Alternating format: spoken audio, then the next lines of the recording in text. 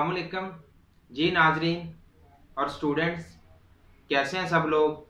मैं उम्मीद करता हूं कि सब लोग खैरियत से होंगे। स्टूडेंट्स, आज का हमारा टॉपिक बाकी तकरीबन पहले जितने भी टॉपिक्स थे उनसे हटके है। जिस तरह के आप लोगों को पता होगा कि मैं अक्सर आप लोगों के साथ बहुत सारी टिप्स शेयर करता रहता हूं, जिसके अंदर आप लोगों को करियर के हवाले से भी टिप्स मिलती हैं और इसके अलावा आप लोगों को जॉब्स के हवाले से, बिजनेस के हवाले से भी मैं टिप्स शेयर करता रहता हूं आप लोगों के साथ, ताकि आप लोगों की हर काम के अंदर रहनुमाई हो सके। तो स्टूडेंट्स और नाजरीन, आज की हमारी इस वीडियो के अंदर मैं आप लोगों के लिए जो नया टॉपिक लेके आया हूं वो इन सब से हटकर है और इसके अंदर मैं आप लोगों के साथ कुछ बातें शेयर करना चाहता हूं। तो इस हवाले से मैं आप लोगों से ये कहना चाहता हूं कि भी हर वो इंसान जो मुसलमान है उसके लिए ये ज़रूरी है कि वो दीन के लिए भी कोई काम लाजमी करे। जिस तरह के स्टूडेंट्स और नाजरीन, आप लोगों को पता होगा कि आप लोग और हम लोग सब दुनिया के लिए हर वक्त टाइम बहुत ज़्यादा खर्च कर रहे हैं। जिस तरह के आप लोग देख लें कि भी हमारा कारोबार की तरफ बहुत ज़्यादा रुझान है, बहुत ज़्यादा टाइम हमारा इसी तरफ खर्च हो रहा है और इसके अलावा जो मजदूर लोग हैं वो भी ज़्यादा टाइम अपना दुनिया की चीज़ें हासिल करने के लिए सर्व करते हैं। जैसा कि आप लोग देखें कि अपनी ज़रूरियात को पूरा करने के लिए इंसान अपने पूरे दिन को दांव पे लगाए रखता है। तो स्टूडेंट्स, इसके बाद हम पर यह भी फर्ज है कि हम लोग दीन को भी साथ लेकर चलें, यानी कि वो हर चीज़ जो इस्लाम के अंदर बताई गई है हमारा हक बनता है कि हम उसके ऊपर भी अमल करें और उससे हम लोगों को जो फ़ायदा होगा वो इससे भी डबल है। क्योंकि अगर हम इस्लाम को साथ लेकर चलते हैं तो उससे ये होगा कि हमारी आखिरत भी बेहतर हो जाएगी और इसके अलावा हमारी दुनिया भी बेहतर हो जाएगी। तो स्टूडेंट्स और नाजरीन, इसलिए हमारे लिए सबसे ज़रूरी चीज़ है कि हम दीन की तरफ भी तवज्जो दें और दुनिया से थोड़ा सा टाइम निकाल कर अपने दीन की तरफ आएं और इस्लाम को आगे लेकर चलें। तो स्टूडेंट्स, आज की इस वीडियो के अंदर जो हमारा टॉपिक है वो ये है कि वो इंसान, बहुत ही बड़ा इंसान जो कि इस वक्त दुनिया से जा चुके हैं, अल्लाह पाक उनको जन्नत के अंदर आला मुकाम अता फरमाए, उनकी कुछ बातों के रिलेटेड है जो उन्होंने की है और मुझे उनकी वो बातें सुनकर बहुत खुशी हासिल हुई है और मैं ये चाहता हूँ कि उनकी बातों को एक दफ़ा दोबारा फिर शेयर कर दिया जाए स्टूडेंट से, ताकि इसके ऊपर अमल किया जा सके। और उस शख्सियत का नाम अल्लामा खादिम हुसैन रिजवी साहब हैं, जो कि इस वक्त वफात पा चुके हैं, आप लोगों को पता होगा। तो स्टूडेंट्स, उनकी चंद एक इस तरह की बातें जो मेरे दिल के अंदर हैं, जो बहुत ही ज़बरदस्त मुझे लगी हैं, यानी कि जिनको मेरे दिल के अंदर आई हैं और उसके बाद मैंने सोचा कि अगर इसके ऊपर वाक़ईतन ही काम किया जाए तो हम भी शायद अपनी आखिरत को बेहतर बना सकते हैं। तो स्टूडेंट्स, उन्होंने सबसे पहली जो बात की वो ये थी कि हमारा मकसद अपनी कौम को नुकसान पहुँचाने का नहीं है। जिस तरह के स्टूडेंट्स, आप लोग ये देख लें कि इस वक्त उन्होंने जो धरना दिया हुआ था इस्लामाबाद के अंदर, तो उनके इस मौके पर यह बात करने का मकसद ये था कि अवाम को नुकसान पहुंचाना नहीं है। क्योंकि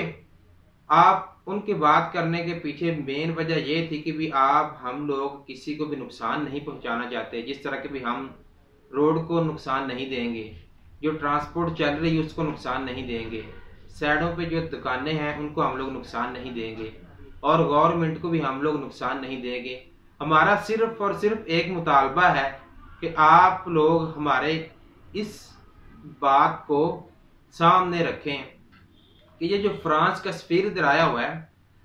और फ्रांस के अंदर स्टूडेंट्स, आप लोगों को पता होगा कि जो नमूज़े रिसालत के ख़िलाफ़ बातें की गई हैं, तो इसके बारे में मुझे उम्मीद है कि आप सब लोग जानते होंगे। तो इस वक्त जो फ्रांस का सफ़ीर पाकिस्तान के अंदर आया हुआ है उसको हमने कुछ कहना नहीं है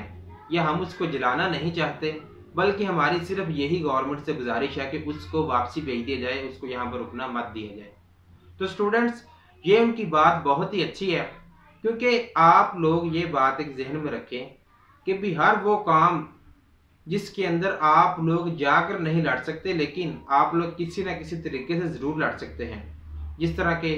जंग हो, इसके अंदर आप लोग अगर जाकर वैसे नहीं लड़ सकते तो आप लोग माल देकर लड़ सकते हैं। इस तरह से हर एक काम के अंदर एक ना एक सोल्यूशन लाजमी होता है, जिससे आप लोग उसके अंदर अपना हिस्सा डाल सकते हैं। तो स्टूडेंट्स, उनका ये कहना था कि भी उस फ्रांस के सफीर को पाकिस्तान से वापसी भेज दिया जाए, तो हमारा उसको जलाने का कोई मकसद नहीं है। तो स्टूडेंट्स, दूसरी उन्होंने जो बात की जो मुझे बहुत अच्छी लगी है, वो ये है कि उन्होंने ये कहा है कि भी हमारा कोई ये प्लान नहीं है कि हमें कुर्सी मिले, या हम गवर्नमेंट को खुद हैंडल करना चाहते हैं, या हम इस लेवल पर पहुंचना चाहते हैं, बल्कि उनकी बात करने का सिंपल तरीका यही था, मतलब यही था कि हम सिर्फ नामूसे रसालत को साथ लेके चलने वाले हैं और इंशाल्लाह इसके साथ ही चलेंगे। और स्टूडेंट्स, मैं इसके साथ आप लोगों के साथ एक और बात ये शेयर करना चाहता हूँ कि जो इंसान नामूसे रसालत के साथ चल रहा है, उसके लिए और इससे बड़ी खुशकिस्मती कौन सी हो सकती है।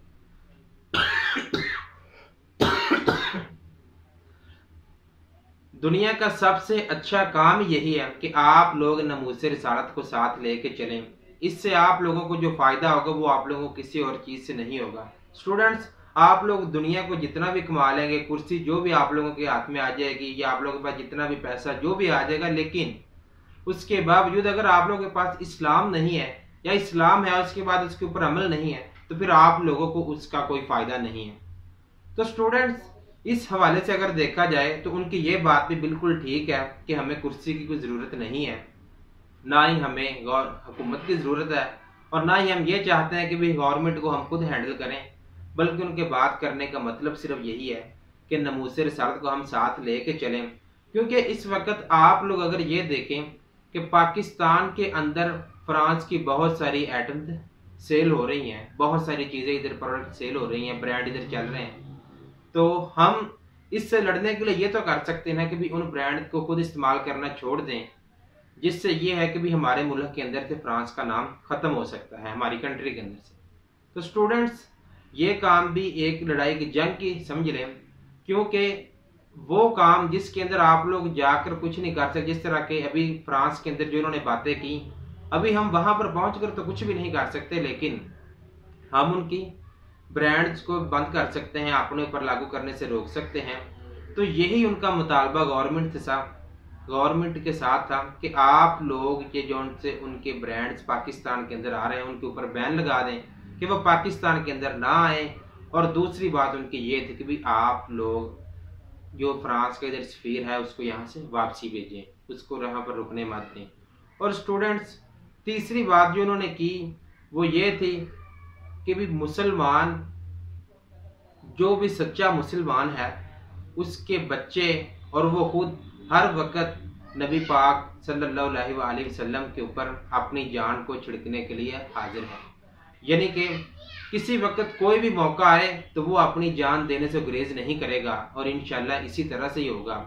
मुसलमानों का जज्बा इसी तरह से ही रहेगा। तो स्टूडेंट्स, इसमें भी उन्होंने अमली जामा इस बात को भी पहनाया। आप लोगों ने देखा होगा कि खादिम हुसैन रिजवी साहिब काफ़ी दिनों से बीमार थे, लेकिन इसके बावजूद उन्होंने लोगों के अंदर वो जज्बा फिर से पैदा किया और उसको अपने साथ लेके वो इस्लामाबाद पहुंचे, और वहां पर आकर उन्होंने स्पीच भी की, धरना भी दिया, और जितने साथी अपने साथ वो लेकर आए थे उनके साथ उन्होंने टाइम भी स्पेंड किया। और उसी हालत में, क्योंकि उनकी हालत उस वक्त बहुत नाजुक थी, और उसी हालत के अंदर उन्होंने ये काम को सर अंजाम दिया और ये साबित किया है कि मुसलमान कभी भी नामूसे रसालत के लिए अपनी जान देने से गुरेज नहीं करेगा। तो स्टूडेंट्स, ये थी उनकी बहुत ही अहम बातें जो मुझे बहुत अच्छी लगी हैं, और मैं उम्मीद करता हूँ कि ये बातें आप लोगों को भी अच्छी लगेंगी और इनके ऊपर अमल करना हमारा फर्ज है। तो स्टूडेंट्स, ये थी हमारी आज की वीडियो। मैं उम्मीद करता हूँ कि आज की वीडियो आप लोगों को अच्छी लगी होगी। अगर ये बातें आप लोगों को अच्छी लगती हैं तो प्लीज़ इनको अपने दूसरे दोस्तों से भी शेयर कीजिएगा, ताकि वो भी इनके ऊपर अमल कर सकें, और ये कोशिश करें कि पाकिस्तान के अंदर फ्रांस के ब्रांड्स वगैरह को बंद कर दिया जाए, ताकि पाकिस्तान के अंदर किसी किस्म का भी ब्रांड ना आ सके। तो स्टूडेंट्स, आज की वीडियो में आपसे ज़्यादा चाहता हूँ। अब मिलेंगे किसी अगले वीडियो के अंदर। अल्लाह हाफिज़।